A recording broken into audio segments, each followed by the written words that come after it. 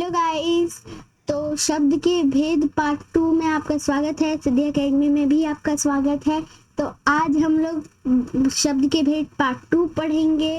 तो देरी ना करते हुए बुक और पेन लेके बैठ जाइए। Let's start the lecture. Okay, let's start the lecture. Students, सबसे पहले मैं आपको परिचय दे दूं।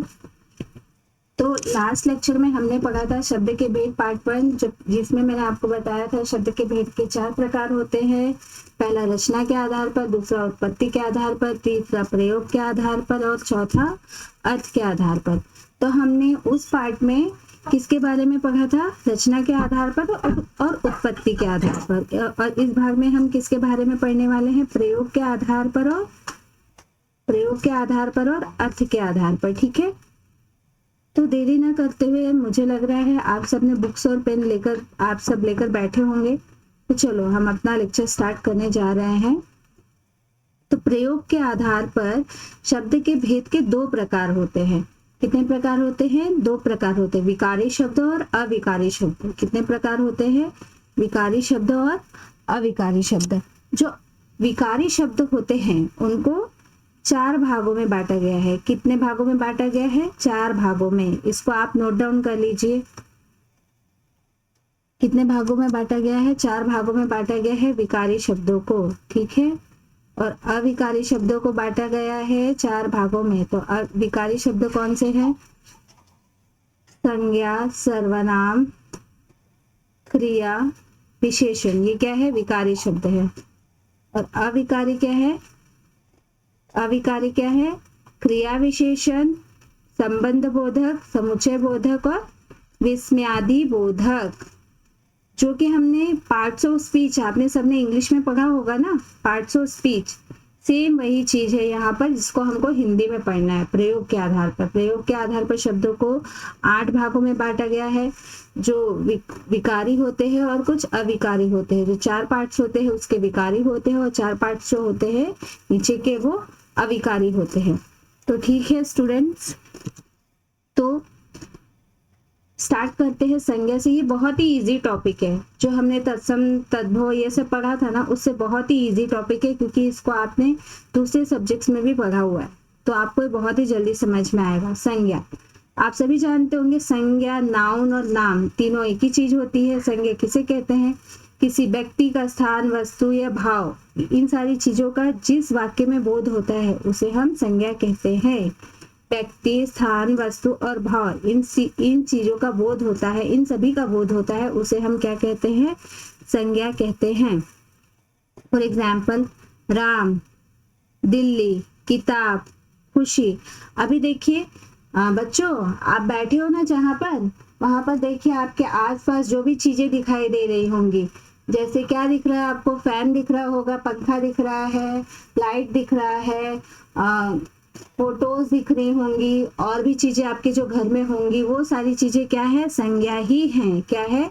संज्ञा ही है। वो किसी वस्तु का नाम है ना, क्या है? वस्तु का नाम है ना, तो वो सब क्या होंगी? संज्ञा होंगी।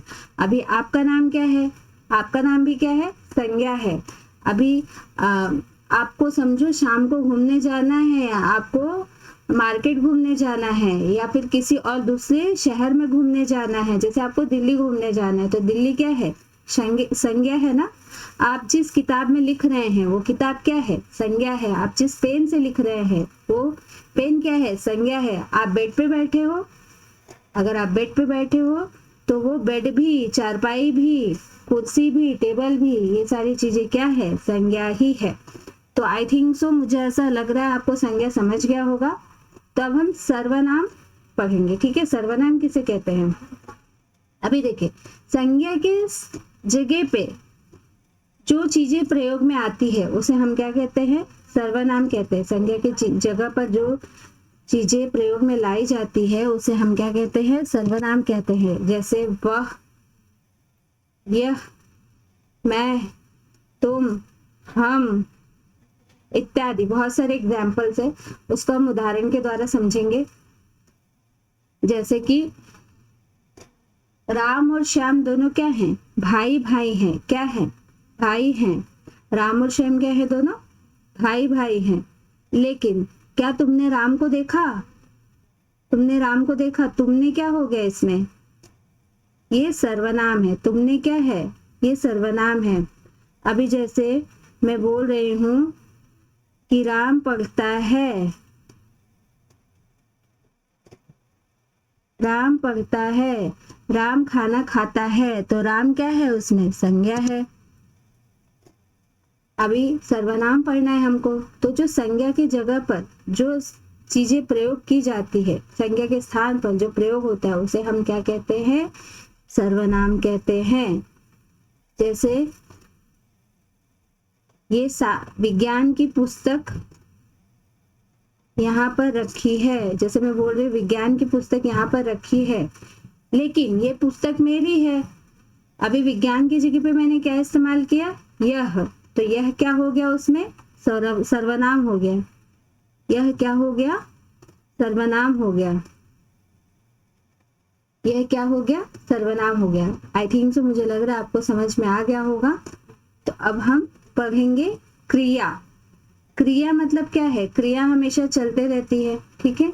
कार्य की अवस्था को हम क्या कहते हैं? क्रिया कहते हैं। क्या कहते हैं? क्रिया कहते हैं। जैसे कोई काम हो रहा है, क्रिया मीन्स काम होना, तो जो भी काम होता है उसे हम क्या कहते हैं? क्रिया कहते हैं। अभी आप क्या कर रहे हो? पढ़ाई कर रहे हो, तो पढ़ाई भी क्या है? एक क्रिया है, ठीक है। अभी आप बैठ के क्या कर रहे हो? लिख रहे हो, तो लिखना भी एक क्या है? क्रिया है। सुनना भी क्या है? क्रिया है। खाना खाना, दौड़ना, सोना, भागना, जागना, उठना, ये सारी चीजें क्या है? क्रिया है। जितने भी हम लोग क्या करते हैं? एक्शन करते हैं। इसे मैं इंग्लिश में बोलूँ एक्शन करते, एक्शन वर्ड्स इसे बोलते हैं, ठीक है। जो भी हम एक्शन करते हैं उसे क्या कहते हैं? क्रिया कहते हैं, ठीक है। जैसे राम चलकर स्कूल गया, तो चलना, उसमें चलकर आया ना, चलकर क्या होगा? उसमें क्रिया होगी। जैसे मानस खेलता है, तो खेलना क्या हो गया? उसमें क्रिया हो गया, ठीक है। ऐसे बहुत सारे एग्जाम्पल्स हैं। आप जो भी अपने दैनिक जीवन में जो भी काम करते हैं वो सब क्या होती हैं? क्रिया होती है, ठीक है। तो आई थिंक सो, मुझे लग रहा है आप क्रिया भी समझ में आ गया होगा। अभी हमको क्या पढ़ना है? विशेषण। तो अभी देखो, ये चारों मैंने आपको जो पढ़ा है, ये क्या है? विकारी शब्द है। क्या है ये? विकारी शब्द है, ठीक है। विशेषण पढ़ना है। संज्ञा या सर्वनाम की विशेषता बताने वाले शब्द को क्या कहते हैं? हम विशेषण कहते हैं। क्या कहते हैं? विशेषण कहते हैं। संज्ञा या सर्वनाम की विशेषता बताने वाले शब्दों को क्या कहते हैं? विशेषण कहते हैं। जैसे तुम बहुत सुंदर हो, तो तुम क्या हो गया? उसमें सर्वनाम। वो किसकी विशेषता बता रहा है? तुम कौन है? मुझे नहीं पता। मुझे पता है क्या तुम कौन है? मैं आपको बोल रही हूँ तुम बहुत सुंदर हो, तो वो तुम की विशेषता बता रहा है। तुम की विशेषता क्या है? वो सुंदर है, ये उसकी विशेषता है। तो सुंदर क्या हो गया? विशेषण। जैसे हिमालय बहुत बड़ा है, हिमालय बहुत बड़ा है। अभी हिमालय क्या हो गया? संज्ञा। तो इसमें किसकी विशेषता बताई जा रही है? संज्ञा की विशेषता बताई जा रही है। क्या किसकी विशेषता बताई जा रही है? संज्ञा की विशेषता बताई जा रही है। इसके लिए बड़ा क्या हो गया? विशेषण। तेज, वर्षा बहुत तेज हो रही है, वर्षा बहुत तेज हो रही है। वर्षा क्या है? संज्ञा। तो संज्ञा की विशेषता क्या बताई जा रही है कि कैसी हो रही है वर्षा? तेज हो रही है। तो तेज क्या हो गया? विशेषण। अभी ये हमने विशेषण पढ़ा, संज्ञा पढ़ा, सर्वनाम पढ़ा, विशेषण पढ़ा। अभी क्या पढ़ेंगे बच्चों? क्रिया विशेषण। क्रिया विशेषण क्या होता है? जो क्रिया की विशेषता बताने वाले शब्द होते हैं। जैसे मैंने बोला कि तुम सुंदर हो, मैंने बोला ना तुम सुंदर हो, लेकिन तुम कितनी सुंदर हो? बहुत सुंदर हो। कितनी सुंदर हो? बहुत सुंदर हो। तो ये किसकी विशेषता बता रही है? क्रिया की विशेषता बता रही है ना। कितनी सुंदर हो? बहुत सुंदर हो। तो बहुत क्या हो गया? क्रिया विशेषण। जरा जल्दी जल्दी चलो, जल्दी क्या हो गया? विशेषण। चलना क्या है? क्रिया है ना। तो जल्दी क्या हो गया? क्रिया विशेषण। धीरे लिखो, लिखना क्या है? क्रिया है। तो क्रिया की विशेषता क्या है? धीरे, बता रहा है ना, धीरे लिखो, जल्दी जल्दी लिखो। ठीक है, तो ये क्या कर, लिखने की विशेषता क्या हो, बता रहा है ना हमको, सिर्फ लिखना नहीं बोल रहे हैं, ये क्या बोल रहे हैं, धीरे लिखना है कि जल्दी लिखना है। तो ये क्रिया की विशेषता बता रही है, तो क्या हो गया, क्रिया विशेषण। आई थिंक सो आपको समझ में आ गया होगा। संज्ञा, सर्वनाम, विशेषण और क्रिया विशेषण। ठीक है बच्चों, अभी आगे का टॉपिक हम पढ़ेंगे। क्या पढ़ेंगे? और भी उसके कुछ भेद है ना, जैसे मैंने आपको बताया था, संबंध बोधक, समुचय बोधक, विस्मयादि बोधक। संबंध बोधक, जब किसी शब्दों का किसी से संबंध होता है, जैसे के, से, तक इसमें आते हैं, तो उसे क्या कहते हैं, संबंध बोधक। समुच्चय बोधक मतलब जैसे जो दो वाक्यों को जोड़ते हैं, और, लेकिन, ठीक है, ऐसे बहुत सारे होते हैं एग्जाम्पल्स, और, लेकिन, ऐसे बहुत सारे एग्जाम्पल्स होते हैं जो एक दूसरे वाक्य को जोड़ते हैं, तो उसे हम समुच्चय बोधक कहते हैं। ठीक है, विस्मयादि बोधक, जैसे हम कोई भी वाक्य सुनते हैं तो हमको सुनने के बाद क्या होता है, झटका लगता है या खुशी होती है।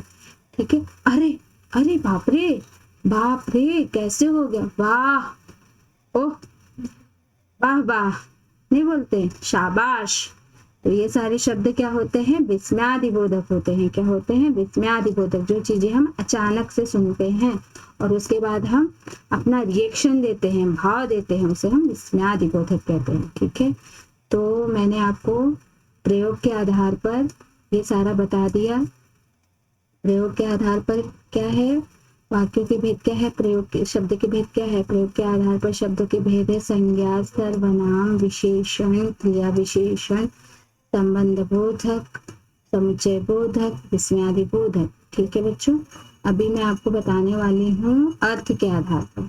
किसके आधार पर, अर्थ के आधार पर।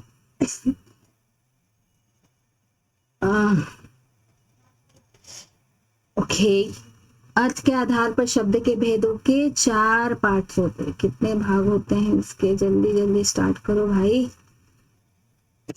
अर्थ के आधार पर शब्द के भेदों के 4 भाग होते हैं, पर्यायवाची शब्द, विलोम शब्द, अनेकार्थी शब्द, समरूपी शब्द। तो बहुत ही इजी है, मुझे नहीं लगता इसको आपको पढ़ने में टाइम लगेगा। पर्यायवाची शब्द, मैंने इसका एक शॉर्ट्स भी बनाया, सॉरी वीडियो बनाया था, जो कि मेरा पहला वीडियो था पर्यायवाची शब्द। उसमें मैंने बहुत अच्छे से समझाया हुआ है, और आप मेरे वीडियो में जाकर पर्यायवाची शब्द के बारे में, मैंने सिर्फ उसमें पर्यायवाची शब्द के बारे में ही बताया है, तो आप देख सकते हो। मैं डिस्क्रिप्शन में उसका भी लिंक डाल दूंगी। ठीक है, तो पर्यायवाची शब्द किसे कहते हैं, समान अर्थ वाले शब्दों को क्या कहते हैं, पर्यायवाची शब्द कहते हैं। जिन शब्दों के अर्थ समान होते हैं उसे हम पर्यायवाची शब्द कहते हैं। फॉर एग्जाम्पल, सूर्य का क्या है उदाहरण दिया हुआ है, रवि, आदित्य, भास्कर, और भी बहुत सारे होते हैं एग्जाम्पल्स। ये सब क्या है, पर्यायवाची शब्द हैं। ठीक है, अभी दूसरा है विलोम शब्द। क्या है, विलोम शब्द, विपरीत अर्थ वाले शब्दों को हम क्या कहते हैं, विलोम शब्द कहते हैं। जिसके अर्थ उलट होते हैं उन्हें हम विपरीत शब्द कहते हैं। फॉर एग्जाम्पल, जैसे दिन का क्या हो गया, दिन का रात, अच्छा बुरा। ठीक है, अनेकार्थी शब्द, ऐसे शब्द जिसके एक शब्द के कई अर्थ हो, एक शब्द के कई अर्थ हो, एक शब्द के कई अर्थ हो, उसे हम क्या कहते हैं, अनेकार्थी शब्द। जैसे मैं उसको कई तरीकों से बता सकूं या बोल सकूं, उसे हम अनेकार्थी शब्द कहते हैं। जैसे कल को क्या बोल सकते हो, बीता हुआ दिन या आने वाला दिन। ठीक है, तो कल को हम ऐसे भी बोल सकते हैं ना, बीता हुआ दिन या आने वाला दिन।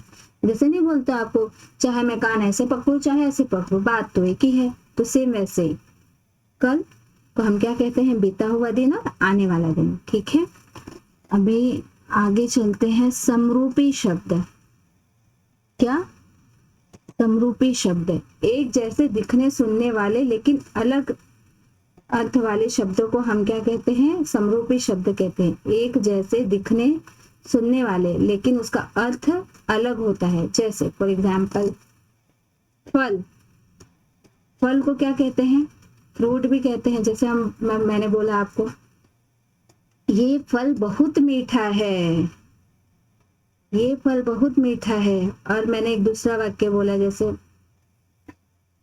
परीक्षा का फल मीठा होता है, परीक्षा का फल मीठा होता है। जैसे मैंने जो परीक्षा दी है उसका जो फल मिलेगा कैसा मिलेगा, मुझे मीठा मिलेगा। मतलब मैंने जो परीक्षा दी है उसका जो रिजल्ट आएगा, मैंने जैसे परीक्षा दी होगी उस हिसाब से मुझे जो रिजल्ट मिलेगा ऐसा मुझे फल मिलेगा। लेकिन मैं बता रही हूँ परीक्षा का फल कैसा होता है, मीठा होता है। ठीक है, तो इसमें हम फल एक ही जैसे लिखा जाता है, दिखता भी वो एक ही जैसे ही है, लेकिन उस जब हम कोई सेंटेंस या वाक्य बनाते हैं तो वहां पर उस वाक्य के अनुसार उसका अर्थ बदल जाता है। ठीक है, तो ऐसे बहुत सारे वाक्य हैं।